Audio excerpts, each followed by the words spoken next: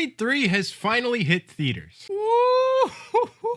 This is a banger. Good morning, good afternoon, or good evening, depending on when you're watching this. My name is Brandon Aries, and welcome to The Sanctuary. My girlfriend and I over the weekend saw Creed 3 because I was just so excited. As I've said in the trailer reaction and even previous videos, I am a huge fan of the Creed franchise. I mean, I loved Creed 1. Then Creed 2 was pretty good, though I will admit I was kind of hesitant about another Creed sequel. I felt like things were left in a good place at the end of Creed 2, where Adonis kind of made peace with Apollo and having Amara now.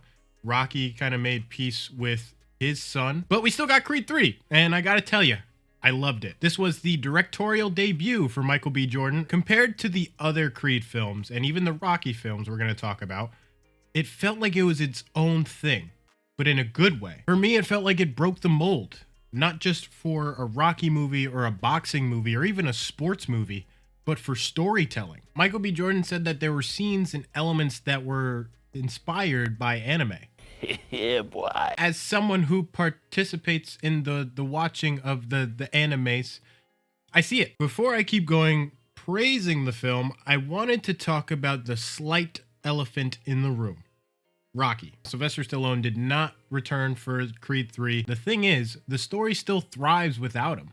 It doesn't necessarily need Rocky, which is kind of crazy to think about, because the first Creed movie was like this building up of the relationship between Rocky and Adonis. However, in the second one, Rocky kind of passes the torch to Donnie, saying it's his time. So it almost feels like the Creed franchise can stand on its own without that Rocky blueprint in the background anymore. Though I am kind of bummed out because there was only one mention of Rocky in the entire film. But this also got me thinking of the purpose of the Creed movies as a whole. See, in Creed 1, Adonis is caught in the shadow of his father, Apollo. Then at the end of Creed 2, when Rocky says that it's his time, it almost feels like now Adonis didn't even need Rocky's shadow. The film, as well as the 7 years before, shows Adonis's time and how he's built himself being the greatest boxer in the world. Thinking about it through that lens gives me a more beautiful perspective to Adonis's entire story. Creed 3 is like the blooming of a flower, or the caterpillar finally blooming out to be a butterfly. Adonis is not only out of Apollo Creed's shadow, but he's out of Rocky's too. Another quick thing I wanted to talk about was the score, and I mean both albums. Ooh, banger. The tension and chemistry between Adonis and Damien, played by Jonathan Majors, was just so magnetic, and you can even see it off screen too. I'd be lying if I said I wouldn't want to see them in more projects together. But let's talk about Jonathan Majors, because man, oh man, he's got two back-to-back stellar performances here. What I love about Jonathan as an actor is the difference in each role that he plays. He's not playing one certain type of character and just tweaking it little by little. No, every performance feels drastically different. Every role he's in has such a heavy contrast, and I think that not only speaks to his versatility, but his range as an actor, as a performer. He's not like Denzel, where he plays just a different version of himself.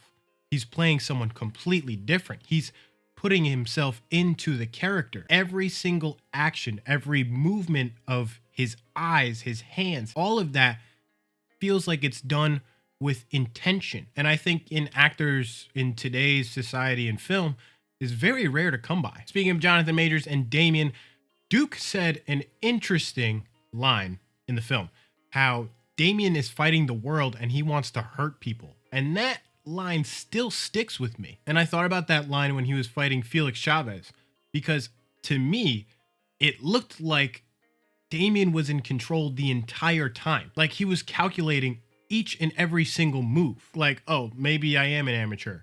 No, I have this in the bag. It's been over since it started. Dame obviously beats Felix Chavez and he gets the championship belt, what he always wanted since him and Donnie were kids.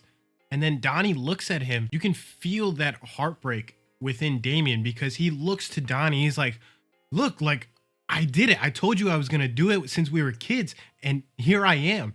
and Donnie's just not happy. Damien almost feels like he's got his back turned. And I think that was a very powerful scene in the film. Another scene that was well done was the argument between Adonis and Bianca. His point about not wanting to talk about the past and wanting to let it die, I'm sure resonated with a lot of people. On to something I kind of predicted.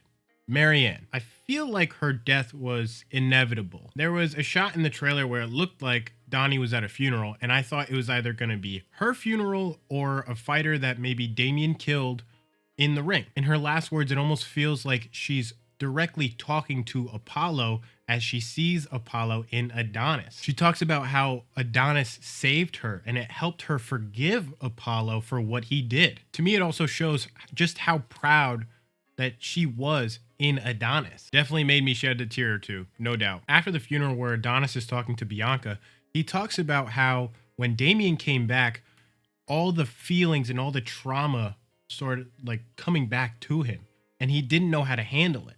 And I think that part resonated with, I'm sure, a lot of people, but with myself as well, as I think most men don't really have a great example, if any example, when it comes to men expressing their emotions. The training montage was sick, and I love how they incorporated new and modern like methods in terms of the training. Going into the sparring sessions, and out of nowhere, Victor Drago comes out, and I was like, yo, I'm getting like Rocky 3 vibes. You remember when Apollo was helping Rocky in order to defeat Clubber Lang? There is no tomorrow. Parallel within the montage of him refusing to repeat the same mistake of running away was epic. Donnie finds his reason again to get up and keep fighting as he did in the past films. And I like the subtle nod as Creed is getting ready to walk out for the final fight.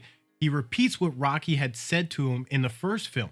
One step, one punch, one round at a time. And the final fight was, oh my God. Two gladiators finishing up some unfinished business of the past. All those years of history are going to come out in that ring. And you feel that. You feel that tension and that electricity, all the malicious intent that Damien has towards Donnie.